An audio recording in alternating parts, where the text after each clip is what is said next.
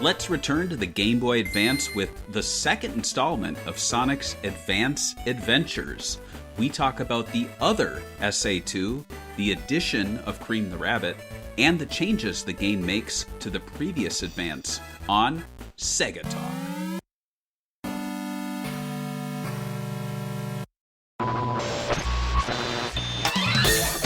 Sega Bits presents Sega Talk, a podcast talking all things Sega!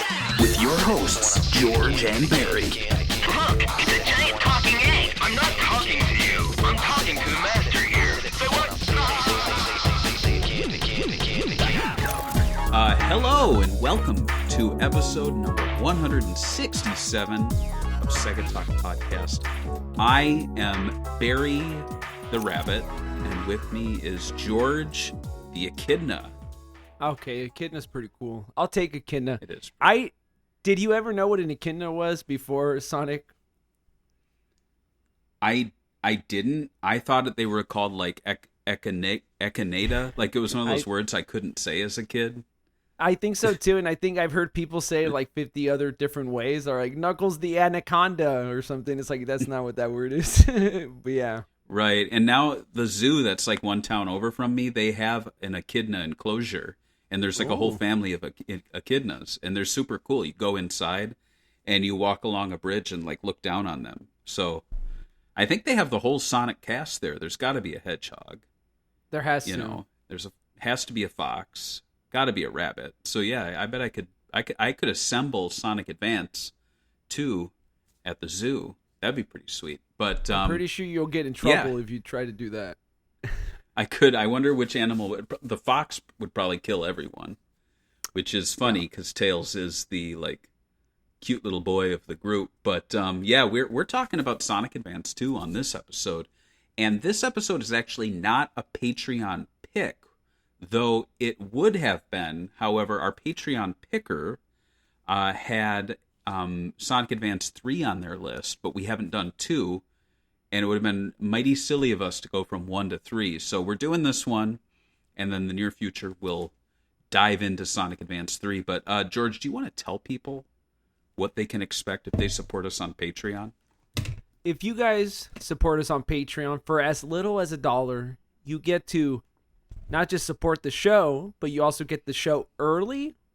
You could get the video form. You could tell us what to do, and sometimes we upload little extras. I think we need to be doing. Maybe I'll be doing a little more of that in the near future. But it's definitely a cool community. Check it out at patreon.com/SegaBits, and thanks to all the supporters that have supported us. Absolutely, yeah. Thank you. And so this episode, Sonic Advance 2, is our game of discussion. It was released in late 2002 for Japan and early 2003 for all other regions, which is kind of surprising. It seems like a decent gap between releases. You got to imagine that there were fans at this time likely importing the game to play it. I wonder if those do exist. It'd be interesting to hear from people in the comments. But yeah, it was for the Game Boy Advance, developed by Dimps and published by Sega, and it serves as a sequel to the 2001 game Sonic Advance. In this game, players follow Sonic. It gets pretty unique here, guys. Listen up. It follows Sonic on his mission to rescue his friends and recover 7 Chaos Emeralds from Dr. Eggman. That's a pretty exciting plot, is it not? I think it's original. It's setting a trend here, I think, from forward. Hear me out. It gets even more unique. Players progress through a series of levels, choosing from 5 playable characters, each with distinct abilities. So pretty innovative for the Sonic franchise so far. And at the end of each zone, there's a boss battle. And guess who the boss is, George? Man, there's so many characters to pick from, but I'm gonna have to go with Eggman for this one. Yeah, it's Dr. Eggman. And a preview trailer for the game actually originally featured in Sonic Mega Collection. And from my research, a lot of fans really gobbled that up. They're like, oh, it's a new Sonic game being demoed or previewed in this compilation. So yeah, that's the thing. and the game marks the debut appearance of Cream the Rabbit. So, based on all that, do you think Sonic Advance 2 played it quite safe? I mean, yeah, because I feel like they didn't try to do anything new with the concept. Like, I think we talked about, was it Triple Trouble? They tried to do, like, it's still the same story, but they try to, like, do this, like, three-way war, a little more exciting. I feel like they could have tried something different. Maybe, I don't know, added some text to it and gave every character more of a, their own mission, or, like, I don't know, like, they're there for their own reason. I think Adventure did that well, so at least for the first one, where every character you play as, they have their own story that's separate from Sonic. But yeah, what do you think they could have? Do you think they played it safe on this one? I do. I mean, we talked about Sonic Advance back in 2020, I think. I think that actually caused the pandemic, us talking about Sonic Advance 1. But sorry, that guys. one really played... Sorry about that. Yeah, that one really played like a refined take on the Genesis games. It was a little slower, but obviously you had a smaller screen, so you didn't want to like outrun the screen or get overwhelmed by the speed. This game, though, it definitely is speed focused, and we'll talk about some of those things in a little bit that sped up the game. But the big visual addition is Cream the Rabbit. Like, you see her there when you start up the game. In fact, you don't see anyone except Sonic, and then you earn the characters as you play, which is unique. Typically, you get to pick from the start.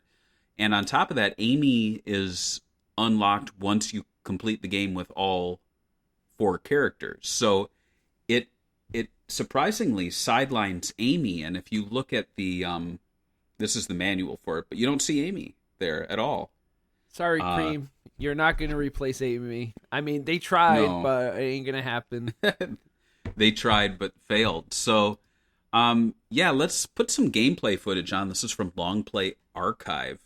But yeah, the game opens with Sonic speeding through Leaf Forest. This is the story, guys, so pay attention. Where he witnesses Dr. Eggman kidnapping a young rabbit and her pet Chow. Sonic chases after Eggman and defeats him in the upgraded Egg Hammer Tank 2, successfully rescuing the rabbit and her Chow, revealed to be cream and cheese. Continuing his pursuit, Sonic finds Eggman in Music Plant, where the villain attempts to abduct Tails using his egg totem.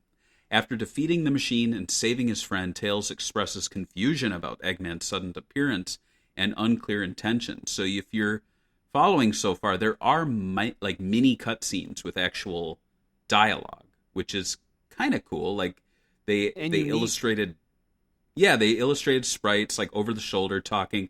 There isn't much more to it though. It's not like there's dialogue trees. But it is rather unique that they're not just relying on the characters standing there and the little sprites like miming to each other.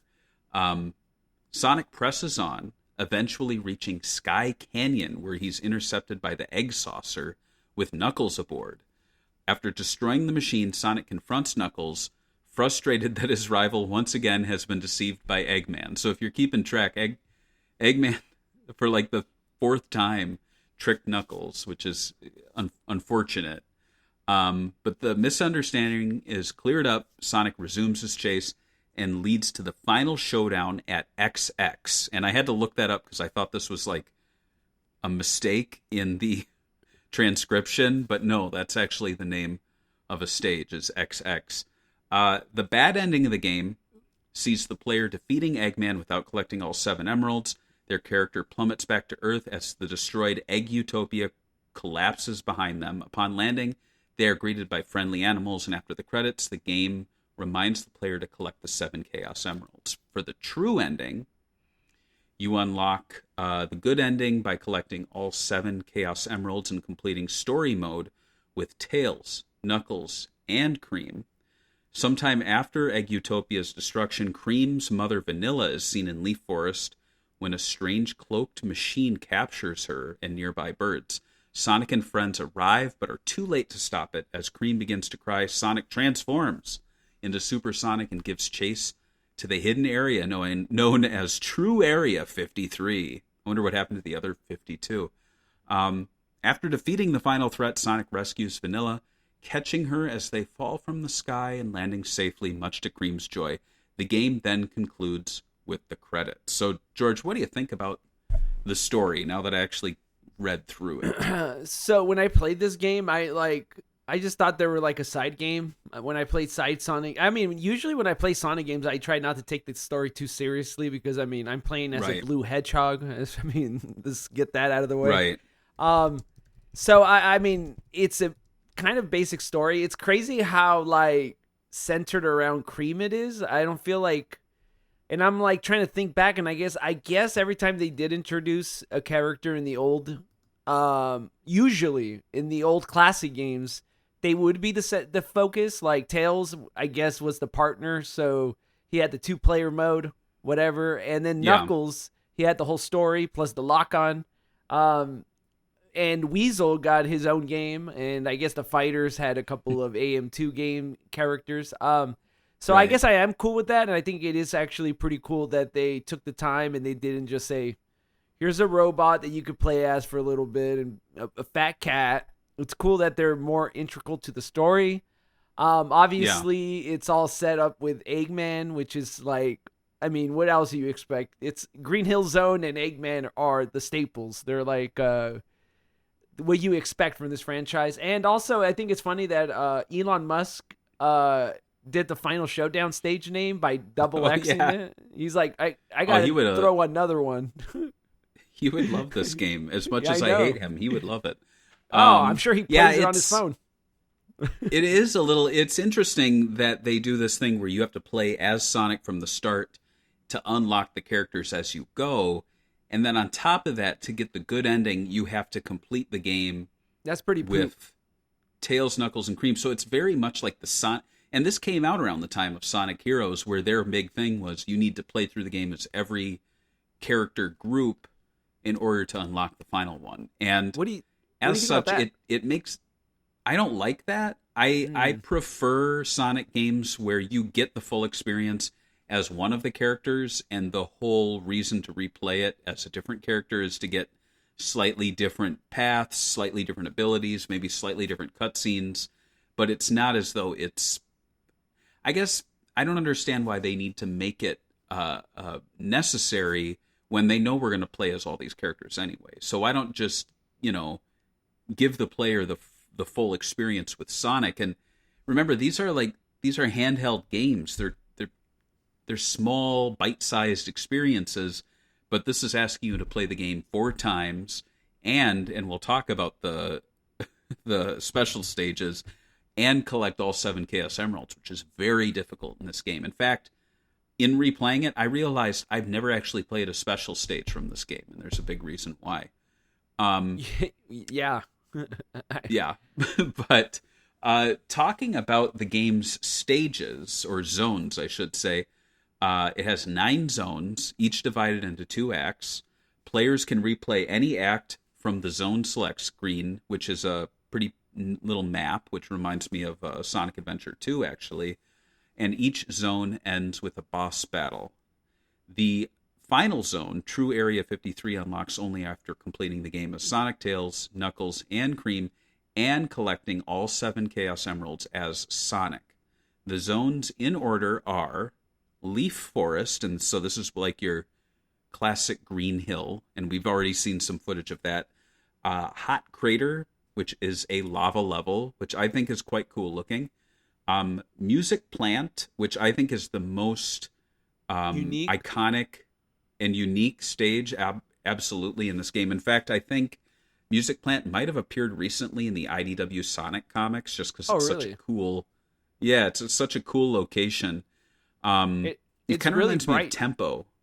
Yeah, it reminds me of Tempo, because Tempo on the 32X really had to push the color palette, so it had a lot of neons and pastels, and it used a lot of musical instrument gimmicks, and that's what this one does. Ice Paradise, which is your, it's kind of a ice cap zone. Sky Canyon, you can kind of... I feel like they always have to have one of those. It's one of those things where as soon as they hit hit it out of the park with Ice Cap. They've always been trying to replicate it. They're like, kids are going to freak out about the snow level. And I don't think anyone's ever really No. like loved snow levels since then. I think it peaked at Ice Cap.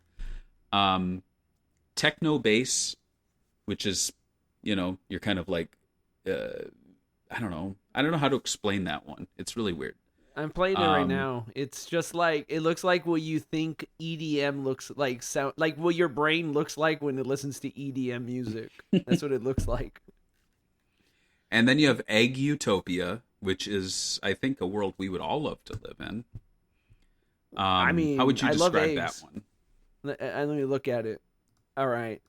I mean, this was a typical like futuristic cyber level with a green tint to it. I would say this reminds me of like, I mean, this is kind of like every single you're getting close to. You're in space and you're getting close to Eggman level. I would assume, like, I would describe it as basically. Yeah, and the green tint is very like Sonic 2, I would say, in the final stage. Then we have XX, which you said is Elon Musk's favorite stage. I don't know if his favorite, but I mean, it has to be one of his favorite, right? I wonder how you look if you go Sonic Advance 2 XX. Oh, it actually does show up. I thought it would just be such a weird search result, but it's just like your space stage. It's weird because on this guy that he did the long play, he didn't call it that. He just, I don't think he has it labeled. I think he just thinks it was Act 2. So maybe it's not. Okay. It's not okay. Maybe it's not that interesting at level. Sorry, Elon. And then True Area 53 is like out in space with a shrimp, like a giant prawn, basically. Oh. The boss looks like a headless shrimp, which is interesting. And so those are the stages. Do you think by this point in the series it was just hard for them to make a unique set of zones? Yeah, I mean, if you think about it, like, this is something I always think about when people complain, when they played Frontiers or anything. They're like, oh, Frontiers is just a whatever forest, mountain, island level. Bro, Sonic's literally been everywhere. He's been in a casino. He's been in space. Right. Like, where, can you think right now, in Unleash, he went worldwide to every continent. I'm thinking, like, can there be anywhere, I mean, outside of just doing, like, real world, like, can you, I think it would be kind of interesting to have levels based off, like, real world, like, actual real world, like, swampy Florida, or, like, I guess they did do San Francisco already, but maybe, I don't know. What do you think they could do for unique levels? Like, he's been everywhere, so it's going to be bound to be repeated. Yeah, it's hard to say because they've done giant food. They've done a music stage. They've done. Yes. I mean, you're getting to the point where it's like basically Mario, where it's like, remember this Mario and the 6 golden coins or whatever, where it was like you were inside a robot of Mario. Like, it's just like weird stuff. Maybe that's it. We need a robot of. We need to go inside Mecha Sonic. I guess you could shrink him down and he would go inside people's bodies. That would be weird. That would be weird. I honestly, I can't think of anything else they could do. So I think Advance 2 did an admirable job. I think all the stages are, at least visually, quite unique. I think gameplay-wise, they're a little more samey. And I didn't really put it in the notes, but something that all of them have in common, if you were to compare all the stage maps, except for maybe Sky Canyon, I think, they all go downwards. It's all a sloping stage where no matter what path you're taking, the end goal is to go downwards. Isn't that kind of like the opposite of a Sonic Classic? Because usually I feel like they'd go up and down, and sometimes they'd go like a little around and then down, but am I mistaken to think that in like classic Sonic games, usually the best path is higher, or am I? Well, there is a higher path, but they're all kind of like sloping downwards. If that makes sense. See. Yeah. I see. Yeah. So you can go take the higher path, but the higher path will be sloping downwards, just like all the other ones. And another thing worth noting too is that, like, if you go to the higher path and there's like a loop up there, and you go down the lower path, there's also going to be a loop. So you get like a similar experience. It's not as though they're like, oh, at the top is a loop, but if you were to go down here, there would be like water and like a string of enemies. And that's another thing. The game lacks water stage. There are, I think, underwater moments, but you can't like swim as Knuckles or Tails. It's just like very brief underwater experiences, I guess. Then let's talk about the special stage. So the special stage, players navigate a flat 3D area filled with rings and obstacles. Movement shifts into a 3D perspective with jumping as the only action. And I guess the best way to compare it is like maybe Sonic Mania or Sonic CD. But I'll be honest, I have not actually played this. The goal is to collect 300 rings within 2 minutes to earn a Chaos Emerald. Collecting rings quickly triggers combos that boost their value. Meanwhile, a guard robo chases the player, causing them to lose rings if caught. And why is it so hard for me to get into the stage? So what you're supposed to do is in a single zone run, you are supposed to collect 7 unique rings or medallions or whatever, and you need to get all 7 of them within one run. It's not like the red star rings where you can collect some of them and then return and get the rest of them. No, I have no idea what they were thinking, but when you consider too that a lot of these stages are on a downward slope, you're going to have to backtrack kind of upwards to get to the ones you missed. So, and on top of that, you're going to have to know the exact path to hit all 7. So, yeah, that seems a little complicated and ill thought out. Let's just say that. And it gets worse because Chaos Emeralds are not shared between characters. Each collects their own 7, and considering that the way to unlock the final stage is to have Sonic holding all 7, it almost disincentivizes or de-incentivizes you to play as the other characters just yet, because you're like, well, I could play through the game as like Knuckles, but I really need to get all the emeralds as Sonic. So why am I wasting my time playing? I mean, you do need to complete the game as Knuckles in order to get to the final stage, but you also need to get all 7 emeralds as Sonic. So it really asks a lot of the player. And I haven't actually played this one, like I mentioned, but on paper, how does it sound to you? I think you're asking me like, what kind of abuse do you like with special stages? I always feel like, to me, they always feel like nerve-wracking. Like I could play most Sonic games, the level's pretty chill and enjoy them. And then they always put these special stages where they try to change the whole gameplay. And then you're like playing it, and I feel like they have a timer, and then you touch anything and the zone's over, and it's always gets me so nervous and panicky that I always dislike the special stages. And like you said, there's so much tied to them where to get the true ending, you're forced to play through them. So special stage wise, don't like that. The fact that you have to go back and get these things in order or whatever to unlock it is not good. I feel like if they ever do a re-release, and this is something I wish they would do. You know how fans have been going back and redoing old games in their vision to make them better? I wish Sonic Team would be allowed to do something with their old games where they're like, that was a dumb rule. Let's just change that around and make like a collection of these. Though, I will say I do like the way that the special stages look in this one. It has a very like mode, I guess it's a Nintendo thing, right? Like a Mode 7, kind of like Mario Kart, Super Nintendo look to it more than it does Sonic. Besides that, I think this game, oddly enough, I think the Sonic Advance games are some of the nicer looking games on the Advance. I don't know if you agree with me on those. And it does a lot of like cool tricks. Yeah. So, there is a lot to say. There is a lot to say about Sonic actually releasing unique new games, whereas Mario Advance were really remasters of existing SNES games. And the hardware itself feels like a portable, like supercharged SNES.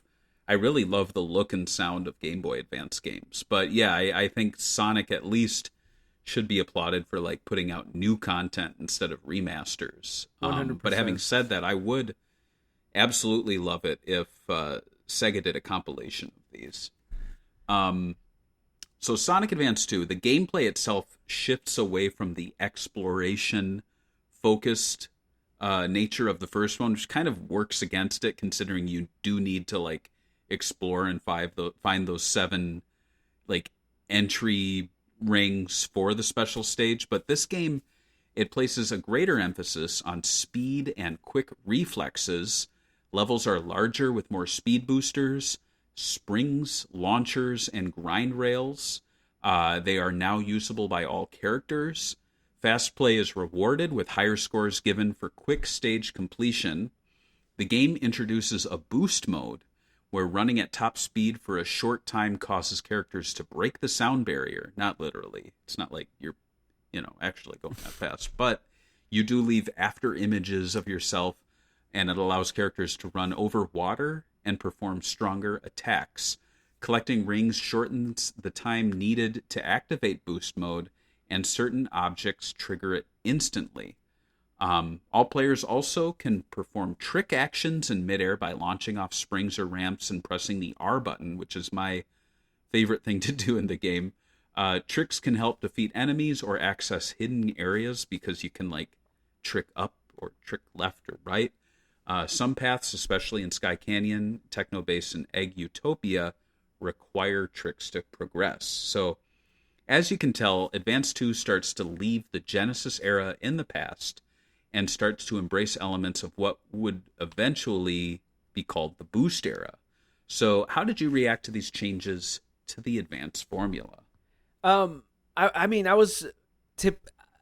Okay, when the game first came out, I was like, oh man, it's not like the Genesis games, but yet they're trying to sell you a Genesis game, like when they marketed sort of. Maybe it was the fans. I mean, because technically it is modern Sonic, but at the time I didn't know there was 2 Sonics. I always just assumed this is the new look for Sonic. I didn't think, oh man, this is not classic because he doesn't have black eye. Never thought that. So to me it was like, oh, they're trying to sell me a Genesis game that doesn't feel like a Genesis game. But I grew to like these games a lot because to play them on the road, because first of all, they look great, they sound great. This one is fast.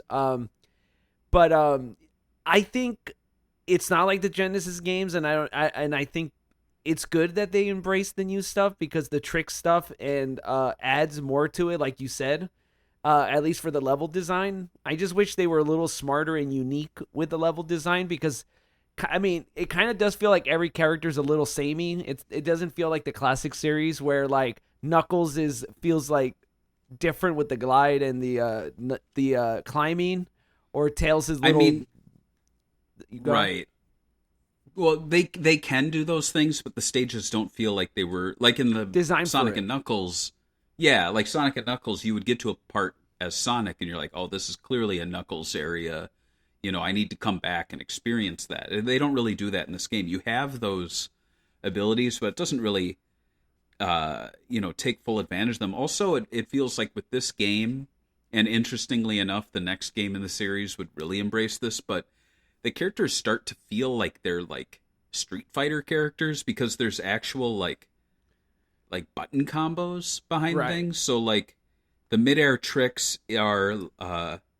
you can jump upwards, you can jump left or right, doing like a spin kick.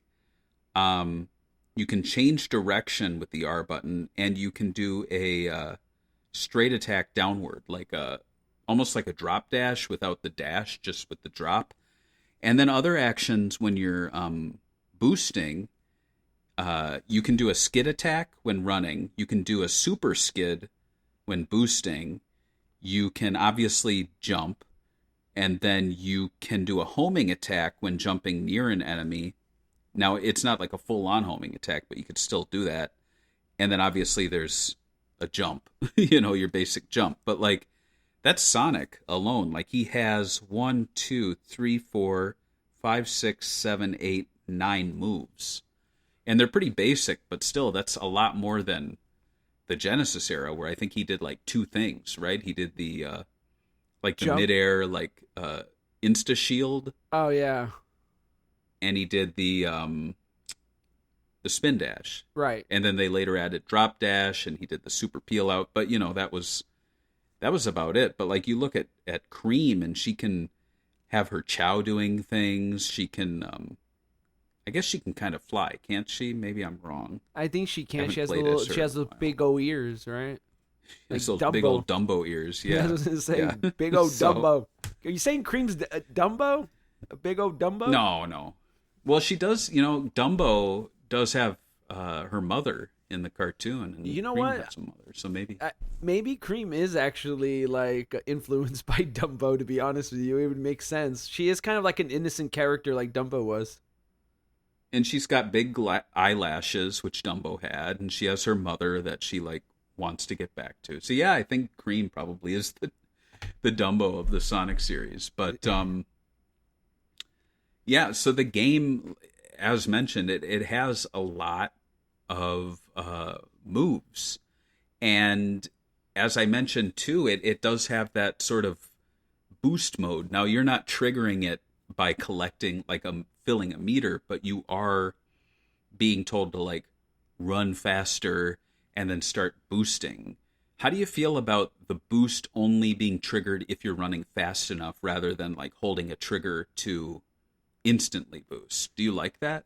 I like the instant boost. I know it's crazy, but I think it's cool to be able to save it when you need it to get out of areas, and it gives you more versatility in the gameplay to do it that way. Right.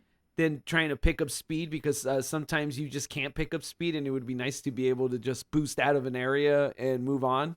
But how do you feel about that? I think it's interesting. I think it's a kind of a nice way to dumb down the boost without it turning into Sonic Rush. But it is interesting that it's like kind of a proto version of Sonic Rush, and then with the characters have all of these moves, it almost also feels like a proto Sonic Battle, which is the next game Right. in the Sonic Advance franchise, because even though Sonic Battle's its own like spin-off, it does have a lot of plot elements that then carry into Sonic Advance 3. Also, Cream's in that, and it really starts to show that Sonic Advance 1, 2, Battle, and 3 are like its own thing, its own era, its own like 4-game adventure, just like Sonic 1 through 3 and Knuckles was, just like I don't know what else is there. I've started grouping together. I would say the Game Gear, like this is kind of like the Game Gear era, where they also felt like they had their own little world that expanded. Like Exactly. Fang, they had the Tails adventures. They had their own bad guys. They were pretty interesting. I feel like this is a continuing that legacy, but having the modern spin on it. Yeah, definitely with the they were in Japan called Sonic and Tails and Sonic and Tails 2, but Chaos and Triple Trouble, and then you include also the 8-bit versions of Sonic 1 and 2. Like those 4 kind of felt like their own thing, and then you had games like Drift and Drift 2, and you mentioned the Tails games, where it did feel like its own little world. And I think some people try to like group together the games where they're like, well, it's Sonic 1, 16-bit, and then you go 8-bit, and then you go 16-bit, and then you go 8-bit, and it's like, no, just let the Genesis games be here, let the Game Gear games be here, let the Sonic Advance games go here, and they kind of all live together. And I think it's a lot cleaner than some people, where I hear them say, well, Sonic Battle actually takes place after Shadow the Hedgehog, but before Sonic Heroes. And I'm like, I'm sure it does, but let's try not overthinking that, because that just sounds like insane whiplash to expect someone to play Shadow and then Sonic Battle and then Sonic Heroes. Like, what's going on? Yeah, it's a little much. It's like reading orders for books. They're like, read this one from 1972 because it has a mention of this. It's so they're doing that with Sonic though now. You have to play it in story. Is that what it is? They're doing it like in like where the story that takes place, not release order. Yeah. Right? Yeah, when it's interesting too because Shadow doesn't play a part in the advanced games, but he No. is in battle. So it's like it's interesting because Sonic Advance 1 and you could argue 2 take place before they met Shadow, and then Sonic Adventure 2 happens, and now Shadow's dead, but then he comes back and Sonic Battle happens, and then you play Heroes, but then Sonic Advance 3 happens, and it's just like it. I'm I know actually, there is. I was it gonna say, hurts I'm my head. actually shocked that they didn't use Shadow. I mean, he would have been a It big is selling kind of point. wild. Yeah, it is Yeah. wild that they didn't include him in 3, but yeah, in 2, no Shadow. But they start introducing these things like boost and things.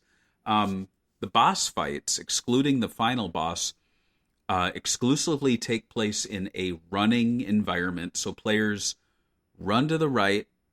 They can't really retrieve lost rings. The rings all blow back. There are rings appearing in groups of 3, but once you get near the end of the boss, the rings stop appearing. And most attacks, beyond jumping and Sonic's insta-shield and Cream's ability to fly, are pretty ineffective during these fights. So on one hand, I do love the running boss fights. It's something we did see briefly in, what am I thinking? Sonic 3 had it. I think Sonic 2 had one, but it was more like you were chasing him. No, Sonic 1, where you were chasing him through... The right? cave one, the underwater the caves, thing? yeah. So they have done ones like this, but this one goes all out, and it's like it's a running fight. I like some of them. I hate other ones. In fact, I booted up my copy here, and I realized that I never went beyond the ice stage with Sonic because I could not complete that boss. And I finally just realized I could change the setting to easy and have less hits, so I did that, and I finally completed it. But yeah, when you're like struggling to, like, I don't know, complete a boss stage in like the middle of the game, all because it has this like running thing, like that's a problem, I think. Can you imagine the poor kids? Like, you have a SP with the backlight. Imagine the kids that had to play that game in the original Advance, and like they have to go to direct sunlight, and they could barely see what's happening in the images because you have to hit it at the right angle, and then they have to do this running boss fight with like pinpoint jumping. Poor, It's poor I kids. don't like the fact that they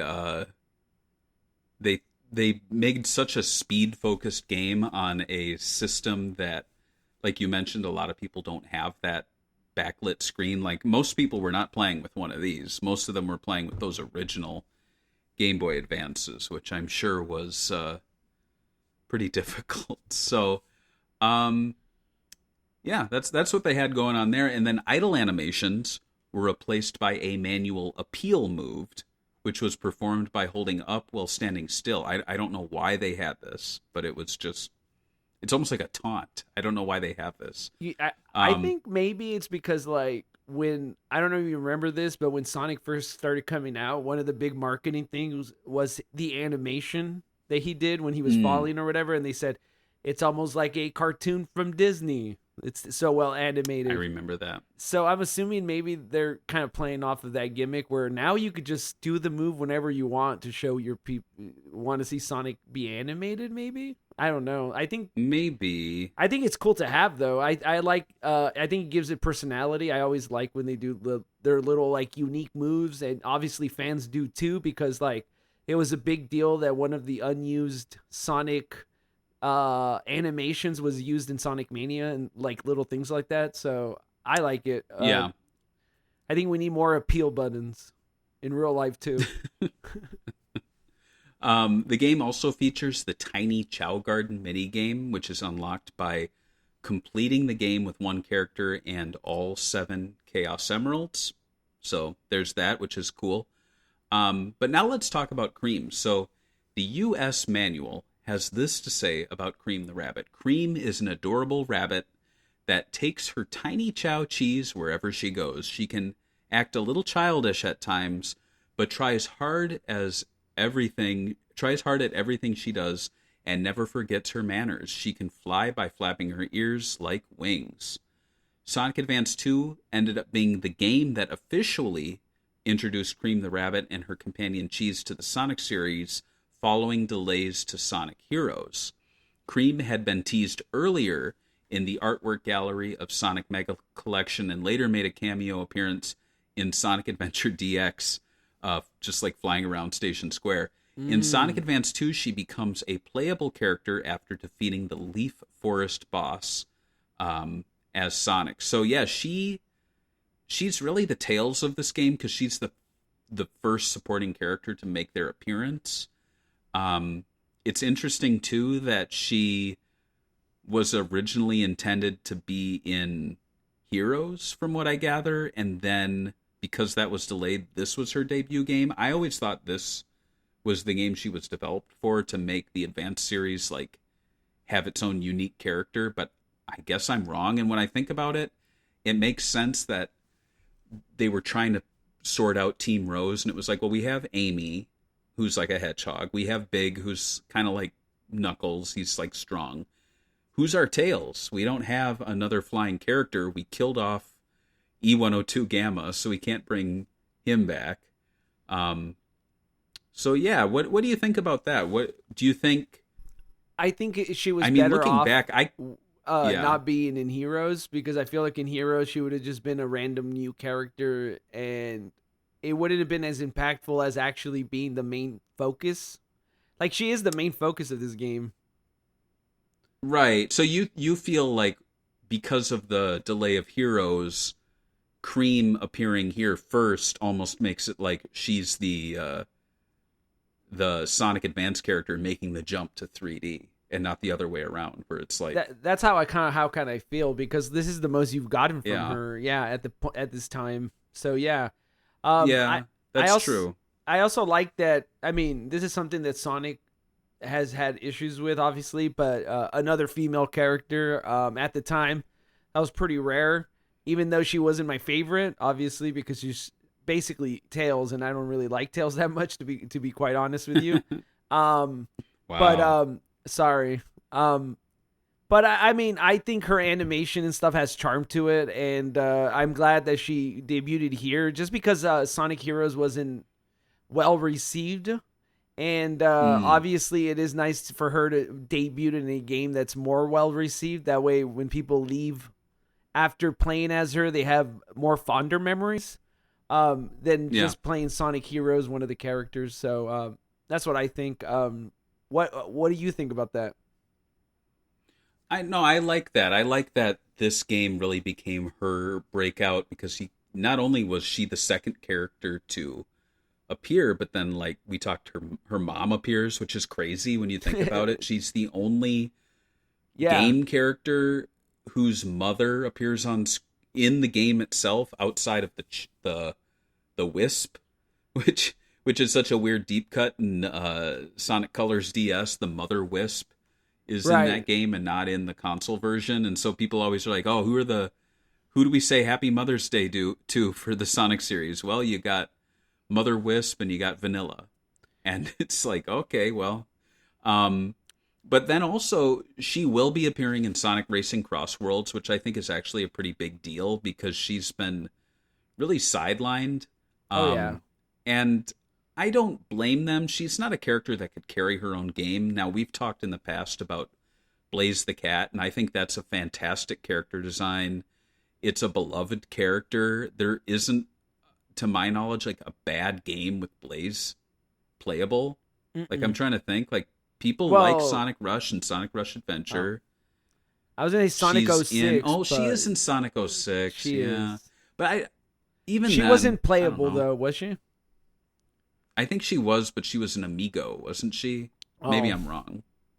Maybe. But I just feel like with Blaze, there's a lot of untapped potential there. And with Cream, I think they used her sparingly, but I mean, I just can't imagine her like appearing in games like Colors, Playable, or Unleashed or Frontiers. So having her in racing, I think, is really cool.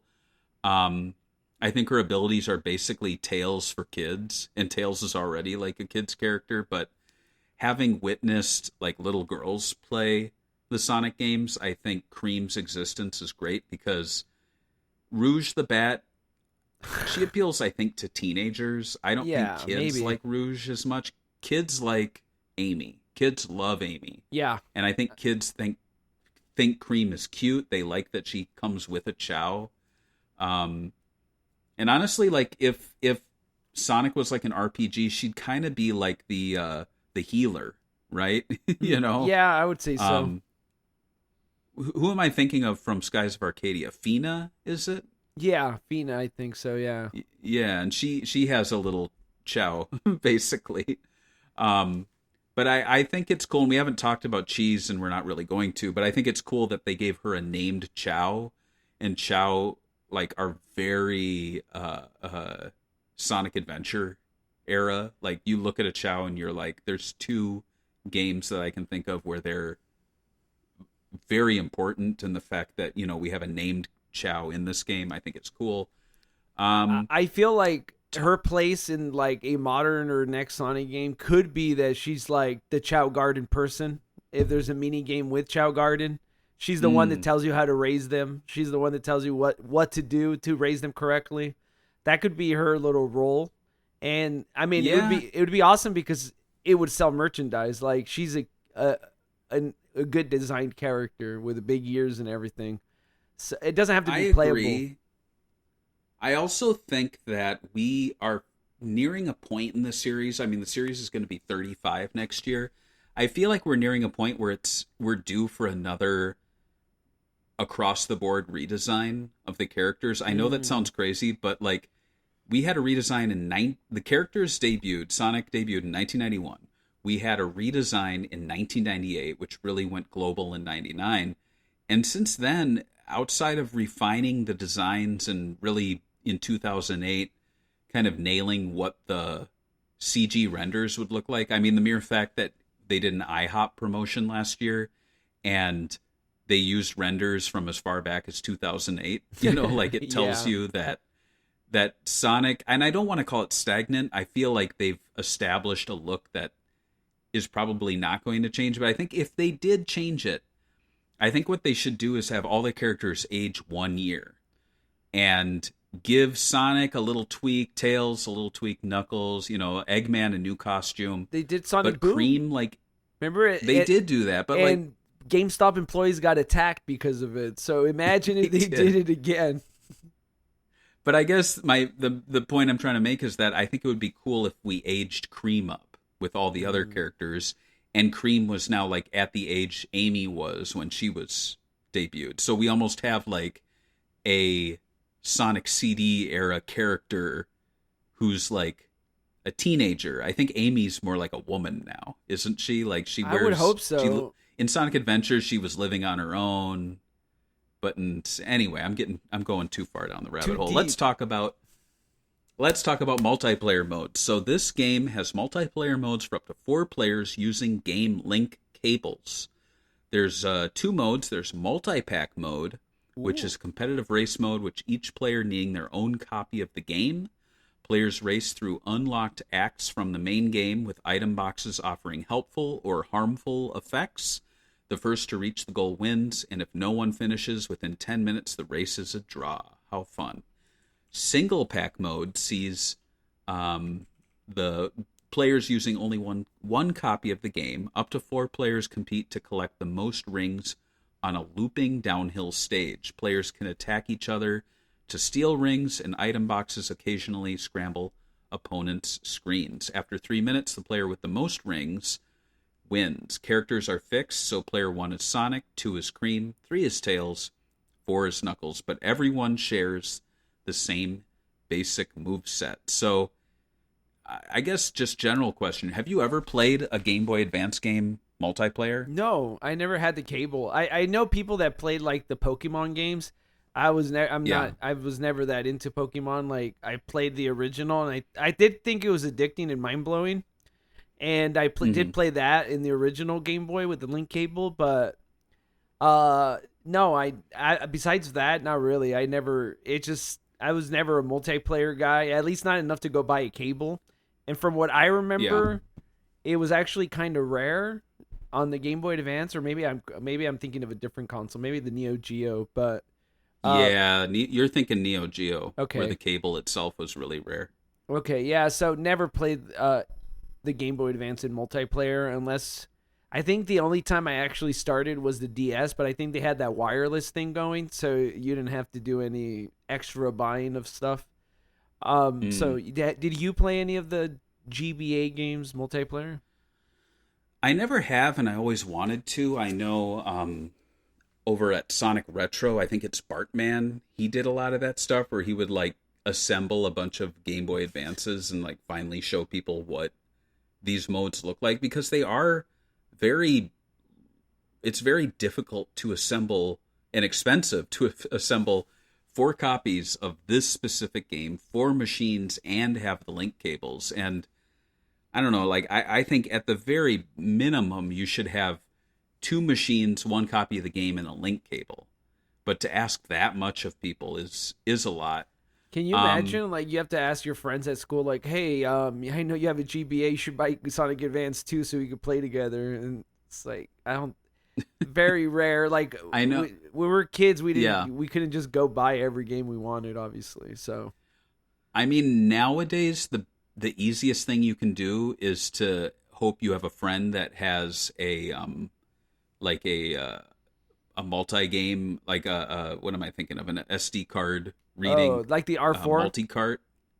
Yeah, and I've even considered that. I'm like, well, if I get another Neo Geo Pocket and that link cable, I can use my existing Sonic Pocket Adventure and my Neo Pocket game drive. But then I looked at the price of the cable alone, and it's like, buying another Neo Geo Pocket Color is $100. Buying the cable is over $100, which is too much. Too much. You could always just play on emulator like most people do online. You could too, but that's not. I'm OEM. That's what I've been told by the youth. Oh, they said you're OEM. That sounds awesome. I don't know what that is, but that sounds amazing. Original, something. Electronic Maniac. Original equipment manufacturing. I don't know. All right. Back to the notes. So, Sonic Advance 2, talking about the development, was developed by Dimps with support from Sonic Team. According to Yuji Naka, the team began planning the game immediately after finishing the original Sonic Advance, with full development starting in February 2002. To emphasize speed, the developers made the levels 6 times larger than those in the first game. The project took 8 months and used an updated version of the original game engine. Alongside refined graphics, the team aimed to give the game a more mechanical aesthetic, which, it definitely does. Mm-hmm. The game also introduced Cream the Rabbit, a character initially created for Sonic Heroes but added to Advance 2 early to provide a more beginner-friendly playable option. Does this development timeline surprise you? Are you surprised it took them just 8 months to make this game? Yeah, that's actually the biggest. It's crazy how some of these games, especially in the early 2000s, were just being pumped like they were nothing. Even Sonic Team was like working like they were still in the 16-bit era, even though they were making 3D games. And it's wild that TV shows nowadays can't even film a season. Like, they have to wait 4 years. So, it's crazy how much everything's slowed down in production.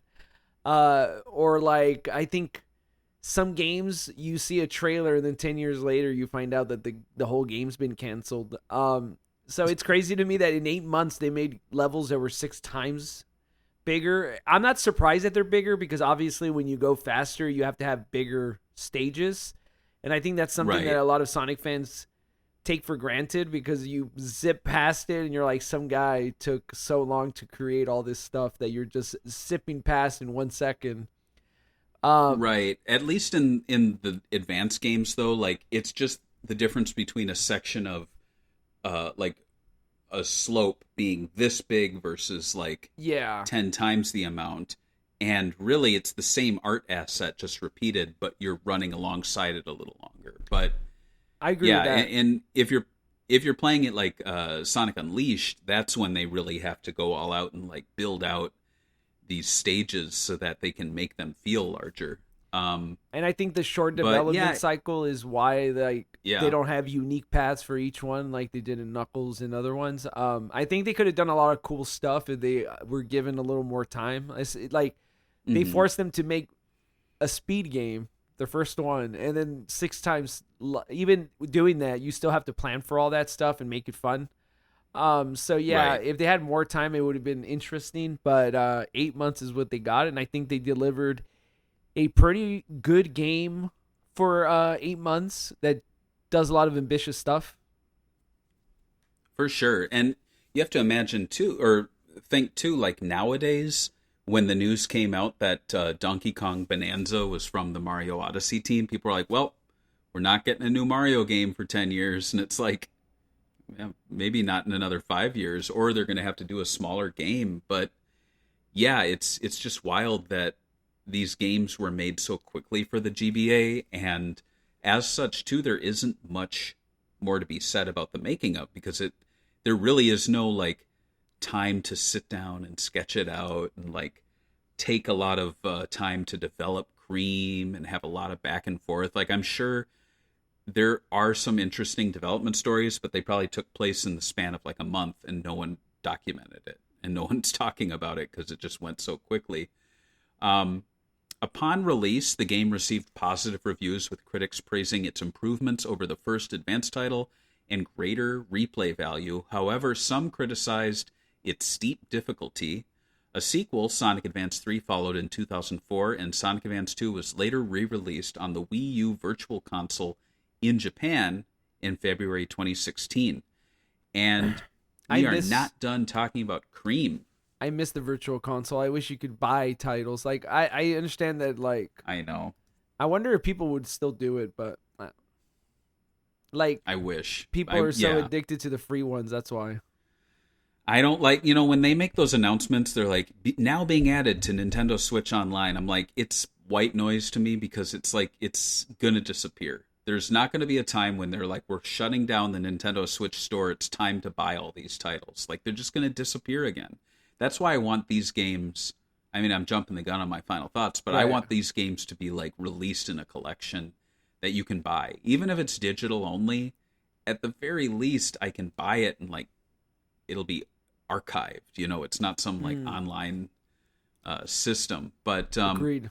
Let's talk a little bit. The one thing we do have development information on is Cream the Rabbit herself. So we have some development assets of Cream the Rabbit. I have to presume these are from Sonic Heroes, because she was made for that game. But we have 4 pictures here of Cream, and as you can tell, she wasn't always a rabbit. In fact, let's start in the upper left-hand corner. She's almost like a cat or a bobcat. Yeah, I was thinking bobcat or like, I don't know, maybe, no, not raccoon for sure, but I don't know. I like it. I like the tail that's crooked.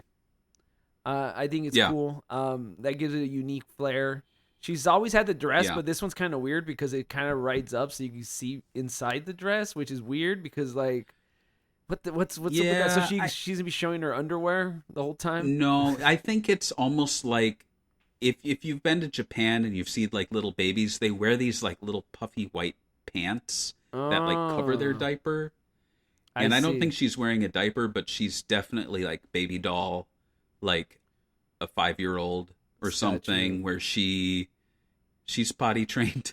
But the one on the upper right, it's interesting because she's got very long feet and a tilted tail. I'm going to say she's probably the same species as Fang, which is a jerboa. And I was going to say the shoes. You know what I mean? Wearing high heels.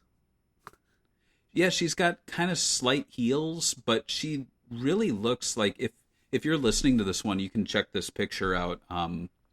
maybe I'll add it. We can add it to the notes, or add it to the Patreon post or something. But yeah, it's very Fang, even though she doesn't have the long snout. But then when you get to the bottom, these two, this is very like proto marine from Sonic Rush Adventure, which is interesting. Oh yeah, for sure. Yeah, I don't like her not she's having. definitely a raccoon. I don't like the whole showing the feet thing, so definitely have to like X on that one because she would be the only character that doesn't have full shoes. And I think it's funny Right. because I feel like when they design Sonic characters, I think the shoes are pretty unique on each one. So I think it's an Yeah. important asset to every character, as the same with having the Mickey Mouse gloves.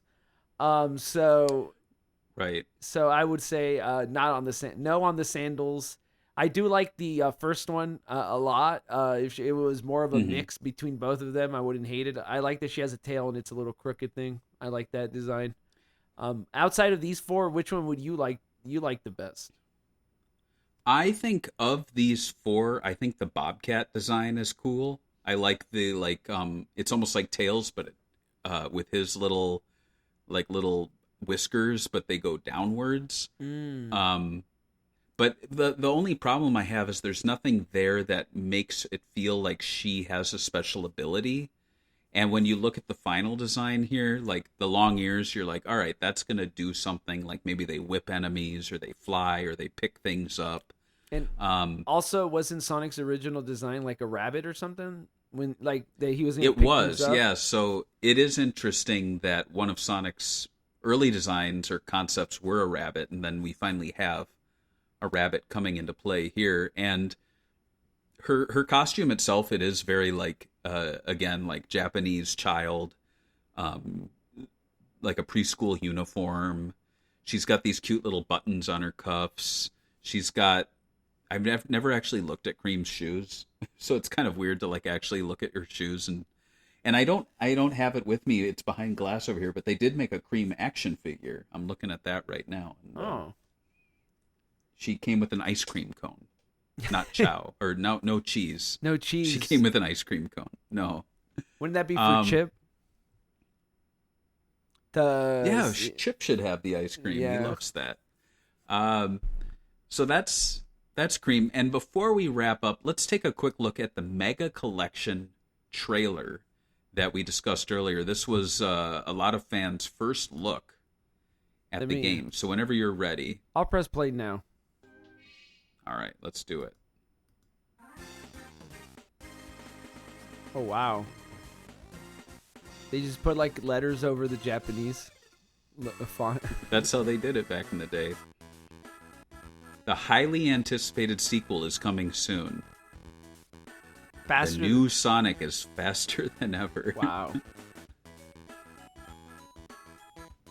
Pretty cool. I would have been pretty hyped if I found this randomly, like in a collection. But you're probably thinking, "Where's Amy?" Right? That's is probably Amy what in this game? I probably would have been thinking back in the day, "Where's Shadow?"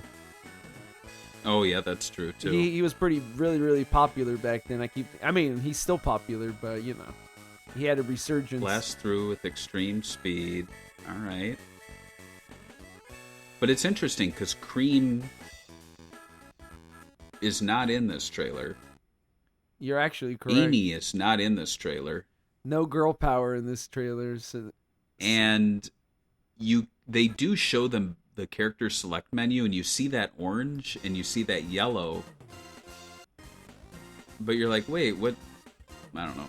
I wonder what fans thought when they finally saw that Amy was like, to their knowledge, not in the game, but then they realized she was an unlock. It's interesting. I don't know. So that's, yeah, there weren't really commercials or I think there might have been print ads, but nothing exciting. So yeah, there you go. That's for a game that was 8 months in development. Yeah. Yeah. It reminds me of those games that we used to talk about, like the Alex Kidd, where we're like, oh yeah, they only had 2 months to make this game in a sweatshop, so there's not that many notes because poor people had to move on to the next game before they got whipped. That's kind of how this feels like. And Dimps, if you look at their like gameography, they probably made like 50 games in the span of like 48 months. Like those guys were just Yeah. working all the time, and so it's crazy that they even made as many hits as they did at the time, because they also released a lot of trash. This is one of their better games. Yeah, I'm not surprised there's not that many things on this game. I do like this is probably the most female represented Sonic game so far, maybe 3. I think it's something that like they're trying to change now, especially with cross worlds. I even heard rumors that they're going to bring the comic book female characters. I don't know how true that would be. I know there's this whole leak thing going. I think they will. I bet they're going to be those monthly free inclusions. I think because they've said it's not just Sega characters. And I feel like that might be a sly little, like, it's also IDW Sonic characters. Because I think they're making a clear distinction between Sega and Sonic with Cross Worlds, which is weird to me, but whatever. But yeah, as far as, like, final thoughts on Sonic Advance 2, it is kind of a bygone era of, you said sweatshop, and maybe it's the working conditions were a little better, but it's definitely like, their job were to make games quickly and release them and move on to the next one. There were artists working there, but they were not making art. They were making games to be played and sold to kids and released quickly. And there's nothing wrong with that. I think there are those Sonic games that are a little more artsy and they put more time and energy and effort behind them. But I think there's something admirable about these games and Sonic's handheld adventures that I sadly are like gone now. Yeah. You know, we don't even get like Sonic Superstars. People pissed and moaned about it, and they got so mad about it because it was like, oh, it's a $50 game or whatever. It's a $60 game, and I'm like, yeah, but it feels like it's from that Game Gear or Game Boy Advance era, and There's it's a no shame more that handhelds. those. Yeah, it felt like a handheld game, and unfortunately, handheld games just can't exist anymore, so they either have to be, like, truly refined console experiences, or they get pushed off as feeling cheap and tiny, and that's a shame, because I do really love the Advance series, despite its drawbacks, and I do think that if Sega were to revisit another 2D game, I think it would be cool, because we've had Sonic Mania, we've had Superstars, but let's have a game that uses the modern designs and is really a modern take on the Sonic Advance formula or Sonic Rush Adventure. Like, give us a game that has Cream and Blaze and is really like an early 2000s throwback title with really nicely animated characters, not unlike the Streets of Rage 4 or something like that, you know what I mean? Or Shinobi. Like, let's do it. Let's make this art style itself animated. Wouldn't that be cool? That'd be awesome. I would play it. I would buy one Anyway. copy. I would say, what do you think about the name Sonic Advance? It's just like the first time that they went with like Nintendo branding, because like Nintendo's like famous for the whole Mario 64, Super Mario, whatever the console's name is, it's whatever the new franchise title is. Right, yeah. I mean, they did do that with the Neo Geo. So on Neo Geo, Pocket was the thing. They would have like you're right, like Pocket Golf and Pocket Casino and Pocket Golf. Sonic Pocket Adventure. But this was the second time they really used the naming structure for the console, like Super Star Wars, Super Mario Brothers, Super Mario World was all like the SNES. And then on this one we had like Advance Wars and what was the Mario ones called? Were they called Mario Advance? And then I think they made the Donkey Kong Country Advance titles too. Right, yeah. So it's interesting that they did go with that naming convention. And then when they ported Sonic Advance 1 to the N-Gage, it was called Sonic N, which is weird. Because we've had Sonic R, Sonic X, Sonic N. But no Sonic S. Why don't we do all the letters? Sonic A, Sonic B. But yeah, that'll do it for this episode. We do have some Patreon memories, so if you support us, even for $1, you get to leave your memories and we read them At the end of the episode, though, if you're a picker, we'll read it at the beginning. We have Nicholas Schaefer saying, this was a game I was super hyped for. I loved Sonic Advance so much, but this game felt off. Cream was fun and OP, but the level design just didn't work for me like the first game, and unlike 3, the story was pretty bland as well, so I honestly lost interest and never finished it. And then Daniel Andres replied, same here, just not a fan. I grew out of it. And Daniel's own memories were, oof. I hate to say it, but I hate this game. I used to love it back when I was a kid when I first played it, but now not so much. In fact, I don't even own it anymore. I may get around to picking it up and playing it again someday, but seriously doubt it. Having to get all 7 Chaos Emeralds 4 times in a row just to unlock the final boss strongly rubs me the wrong way. Not only that, the special stages are terrible to begin with, along with this game's level design, and no playable in-game super forms. After all that, F that noise. I'm happier playing the likes of Sonic Advance 3 and Sonic Rush. Thank you very much. Hell. Ooh, he's getting real naughty here. Hell. I also like Sonic Battle a lot more than this game, and that's saying something. Wow, we've got the angry video game nerd with us, guys. Poopy poop. He's gonna take us back to the past. So yeah, Daniel, wow, grumpy. I mean, can you blame him? Can we? I can't blame him, but you know what I can blame, George? What? I can blame Nicholas Schaefer, our Patreon supporter at the picker tier, has finally come out swinging with his pick that you are going to be covering. Do you want me to reveal it to you? Sure. I don't think you know it. I don't know it. You are going to be talking about Star Trek Strategic Operations Simulator. Okay, I'm not a Trekkie, so this should be interesting. And I know you're a Star Wars fan, so don't get upset and start. I don't know. What is Star Wars fans? Do you guys fight with each other? Is it a gang? I don't know. We'll find out. We used to. You guys are all in space. It's big enough for everyone. Yeah. Catch you guys. Oh, that's it for this episode of Sega Talk. We'll see you guys next time. Bye. Bye.